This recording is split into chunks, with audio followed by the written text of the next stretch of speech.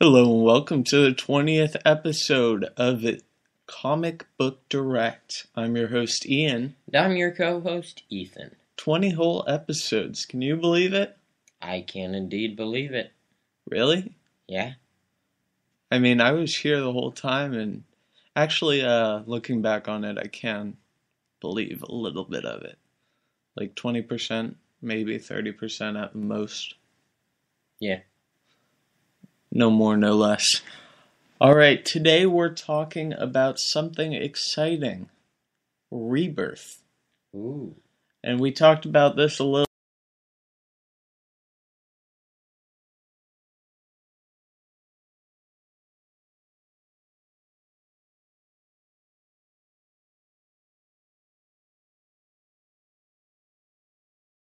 universe, and we're gonna get more into each one as this progresses, but I'd also like to add a few questions every once in a while, sprinkle some of those in.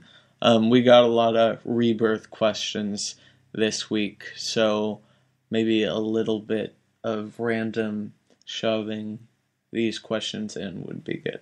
Yeah. It's random. Yeah? Alright, so let's start with... a question. Not really. Let's start with one of the series, and we'll give our thoughts on that comic, and then as soon as we finish with that, we'll move on to the next. Okay. Right? So let's start with, say, Green Lantern. What were your initial thoughts on how it went? So, I've never been huge into Green Lantern, but I like reading about him, and he's, all of them, really, Right. are interesting characters, kind of the whole space aspect I like. I like them exploring outer space and stuff. Right. Because that's cool. So not much really happened in the first one, except they're kind of just setting it up for the future. Mm-hmm. And I thought they did that in a good way, bringing three of them together at least, and kind of letting us know that there is a threat. And having that many lanterns working together is kind of a new and interesting thing. And I thought that idea of having two lanterns working for one sector was interesting. I really like, if I mess up his name, please forgive me, Simon Baz and Jessica Cruz. Both of them are great characters. I think they had some interesting interactions that I'll be looking for later. And it was a good start to a series. You really got a feel for the characters, and you got a feel for how they'll work together. And that's fun. They touched on the origins a little bit. Simon's his Islamic origins with the hate written on his wall, which is a very topical subject as of late. And then Jessica Cruz, they went into her more fun-loving origin, less of the hate on the walls. So there weren't a lot of hate walls for Jessica. Yeah. She was better off. Yeah. Well, unless you like hate walls, in which case, it's disappointing her garage door probably was a lot less decorated. Yes, that's true. Alright, so let's hit you up with our first question. You ready for this? I am. What Rebirth series are you most excited for in terms of writing? The Rebirth series that I am most excited for. No sense of stalling at all. I'm gonna have to go with the Flash because the Flash is, so far what I've gathered, is kind of where it's kind of it's the epicenter, Right. The Flash and then Watchmen. Those are kind of what the entire Rebirth is circling around. Okay. And so I'm excited to see the writing on the Flash and how they're gonna tie everything together and make it work Okay, I for the can see story. that. I'm myself gonna go with something we've already seen, which is the Rebirth's main storyline. I think the writing has a great starting point in the first issue, and I'm excited to see where it goes from there because it's a great series, and like you said, it's the epicenter, um, more than the Flash. Haha. Mm. Huh. All right. So, any thoughts on the art of Green Lantern? Any? Uh, well, Green Lantern, pretty much the same basic kind of art style as the other three Yeah. so far. Yeah, Yeah. they're all very. I think digital art, while it looks really good, it can sometimes lack in style. Um, and maybe that's just because of how flat and clean everything looks. But yeah, digital art has kind of lost the style and substance. But it can be good. It can be good. And the art was definitely up to par with most of these series. Um, so give it a quick score. How about? The art, No, the entire comic thing, overall, yeah. gonna go with a 7. All right, moving on to Green Arrow. Green Arrow. We're getting the two greens, the Jolly Greens today. Yeah, that one was one of the interesting ones Uh-huh. because you see how some of the characters sort of recognize like Yeah, characters from their past future. like there was some line in there about how, oh, it feels like we've like known each other. Right. Yeah. Right. Yeah, I did like seeing them coming together, and I'm glad they're back as a partnership, even though their partnership itself is kind of a difficult one. Right. But how did you like the art? I mean, I enjoyed it, but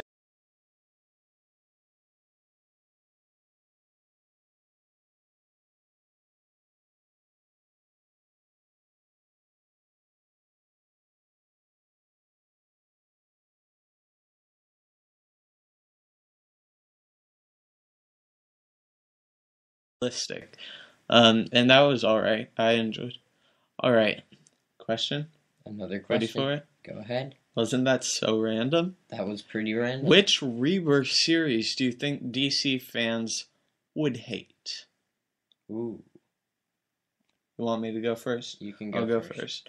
I think that honestly, this might be just personal preference, but Harley Quinn is not the favorite character right now. They've molded her into kind of a second Deadpool, and if they continue with that, as I see them doing in this Rebirth run, I don't think DC fans will have a great time with her. That being said, the whole aim of this event was to kind of pull it back to DC's roots. So to have her reintroduced, if she were to be reintroduced back with her roots, then I think they could pull it off. All right, any ideas? I don't know. I don't know too much. I'm optimistic for most of them. Right, yeah. But so far, probably out of the 4 we've had so far, Okay. I think that the one that's the most Likely to fail. likely to fail, yeah, is the Green Lantern one. Really? Yeah. All right. So, one more thing I want to touch on before we move on from Green Arrow is the storyline. How did you like the setup so far? I mean, Green Arrow obviously can't be as grandiose with his storylines as most comic book heroes because he's street level. But how do you like the way they set it up so far? I think it's been set up pretty well so far, and it's not so much the Green Lantern type of approach where you don't really have anything happen too much and you just set up all the characters.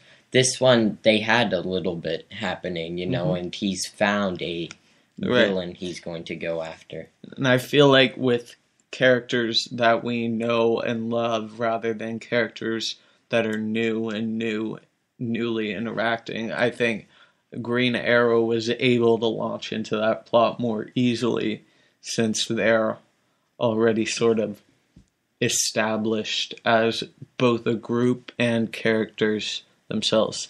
Alright, so Superman, this one was kind of exciting, dealing with the death of Superman from the New 52. Yeah, Did you enjoy it? So again, it's by the way that the comic made it sounded a lot like the Batman versus Superman ending where he sacrifices himself to kill Doomsday. And so I think that's a lot of what it sounded like, but this time he's apparently not coming back to life, as far as we know. Right. Which could change, and is likely to, in my opinion. Great. Yeah, I honestly don't see much hope for him to come back, especially with his power being diffused into the new Super Dash Man and all those that lineup, that new Trinity. But I feel like they closed his storyline really well. I didn't like how they killed off New 52 Superman. It was kind of abrupt, and it didn't feel like it had the build-up that it needed, even though, New 52 Superman has not been the favorite. I feel like it still could have been a little bit more ceremonious, and this comic, to me, closed up a lot of loose ends, and I'm happy that it did. The art was great. The series potential is great, especially with pre-52 Superman now learning how his legacy affected Superman from the New 52, and that's interesting to me. So before we rank this one, we forgot to rank Green Arrow. What would you give it out of 10? Green Arrow. I think I set the bar kind of high with ranking.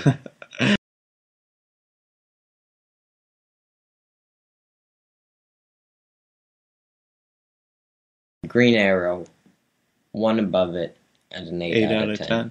All right, and Superman? Superman,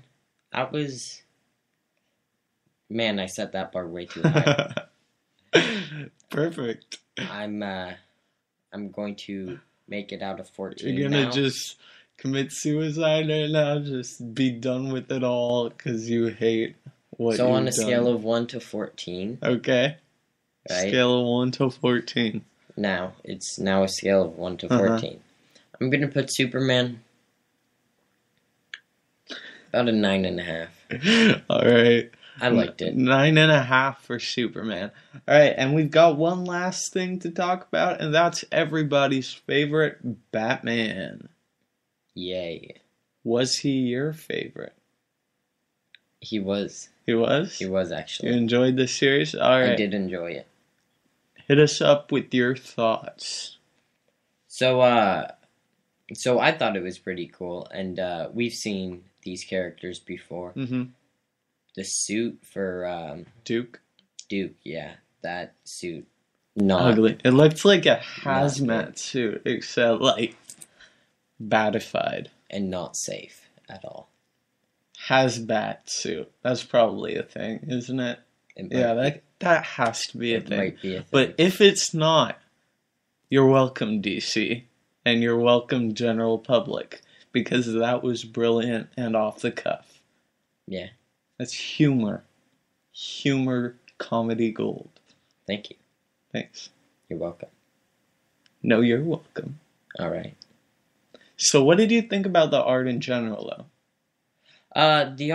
The art other than the suit was, Right. for the most part, pretty good, Um, the entire kind of thing about it, Mm-hmm. I was left with a couple of questions, Right. but they'll be answered as it goes along, And And it's always good to have a couple of questions. right, right, keeps you wanting more. And I liked how not only did they balance kind of the crime fighting side, but they also balanced like the billionaire side, Uh-huh. so that we kind of get a good full exposition into who this Batman character is. Right. What did you think about Calendar Man becoming sort of a superhuman? Because he hasn't been before, and it's kind of strange. Some people were up in arms about it. Some people were up in legs. That's comedy gold again. Don't mind me. I'm just cracking wise. So, Calendar Man, he was from Watchmen, right? No, No. not at all. He's been in I don't know. DC for a while. I don't know where he was from. Yeah. But, so yeah, I don't really have an opinion on that because I've never heard of him. Right.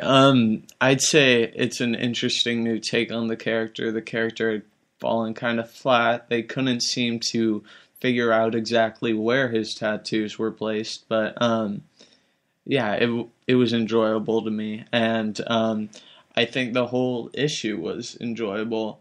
There's a lot of, like you said, questions that are raised, but I'm perfectly willing to go along for the ride. All right, so one last question.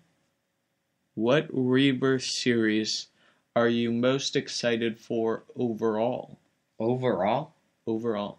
Well, the Flash for the writing, like I've said, Uh-huh. but for all of them, I don't know. I'm kind of excited to see the crap, what was it? The Suicide Squad. Oh, why? Because with their movie coming out Right. soon, Starting to get into him more.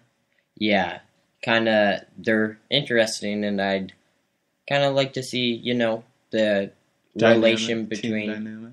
yeah, between not only the team but also between the comic Rebirth and the movie.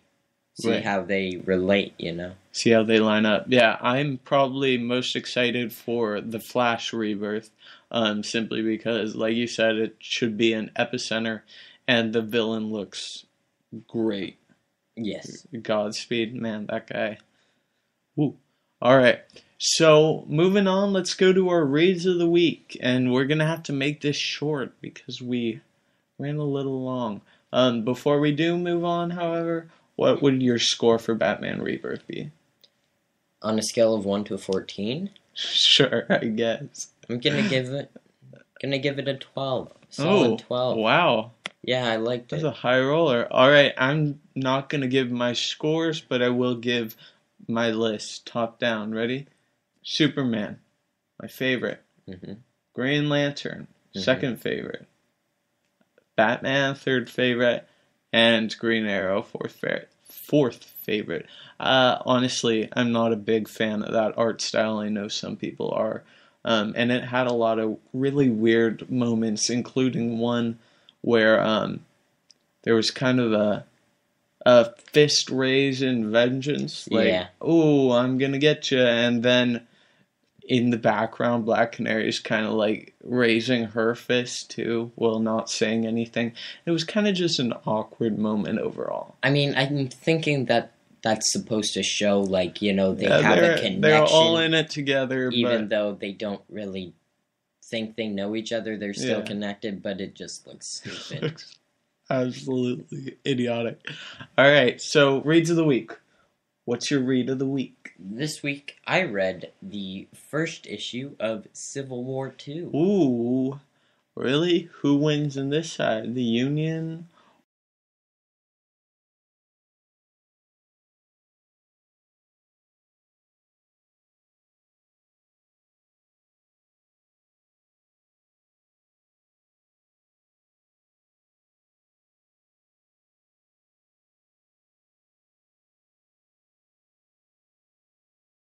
Nothing personal, no deep-rooted beliefs.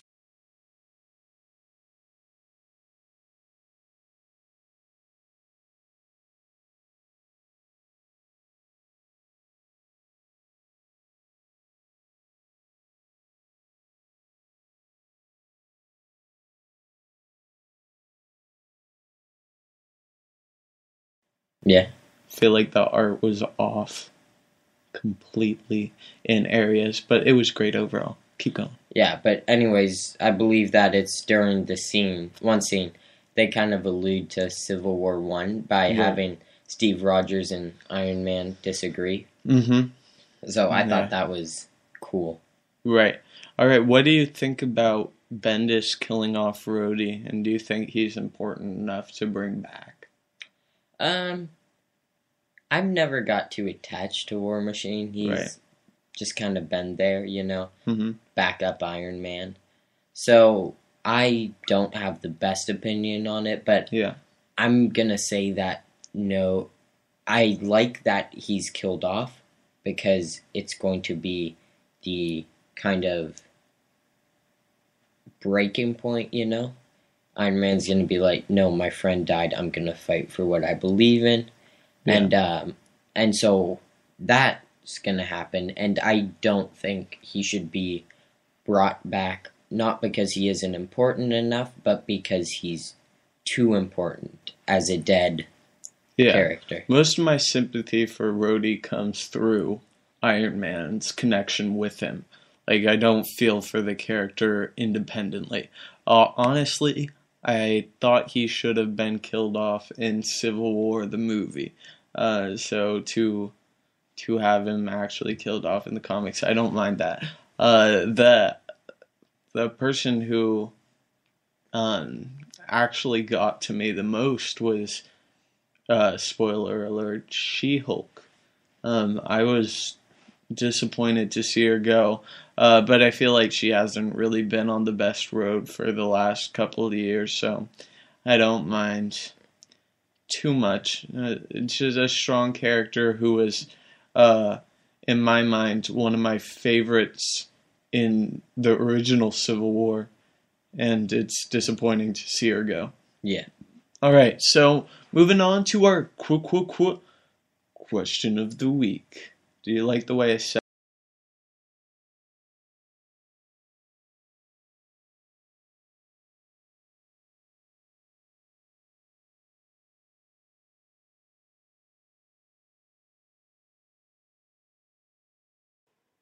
Question of the week. That was kind of weird. Yeah, that was odd. Our recording just We stopped. went off air for a second.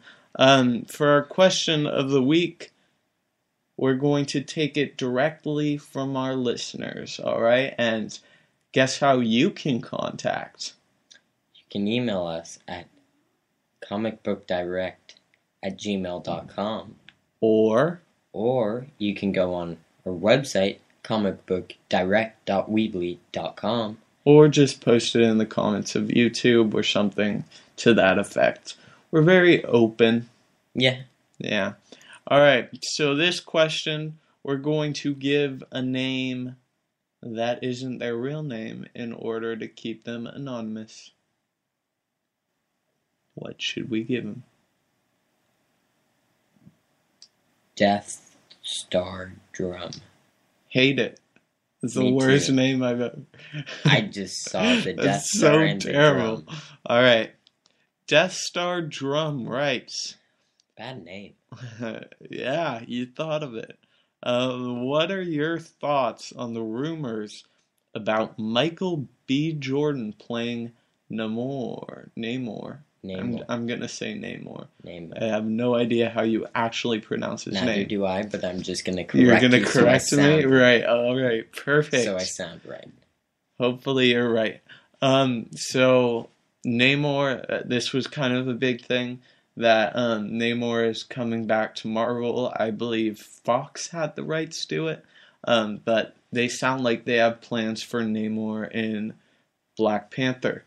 So, Michael B. Jordan, he is also currently playing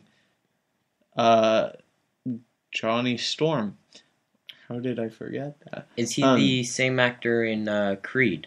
Same actor in Creed, yeah, exactly. He's a great actor. What are your thoughts on him as Namor? I like him as an actor, Mm-hmm. and maybe this time he'll have a good comic book movie. I think it's kind of weird that that he'd be playing both for Sony and Marvel. That's kind of double dipping. But I mean, if Sony is on a good enough terms with Marvel that they can do something like that, that shows a lot of promise. As for the actor himself, I'm not really sure he can play that kind of intense, prideful character. I haven't seen enough, granted, to really make a judgment call on whether or not he's a good enough character for that role. But he seems too nice in general to play a commanding role like that. Yeah. As for the looks, I feel like he could look pretty comic accurate. And Atlanteans, even half Atlanteans, don't really have a set race, So like any actor could have really played this role. There's another guy in talks who I think looks a little closer, but.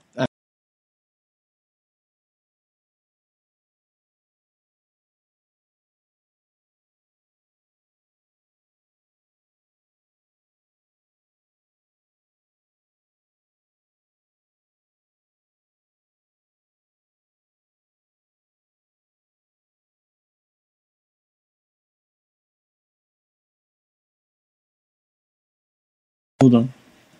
And we're back. Wow.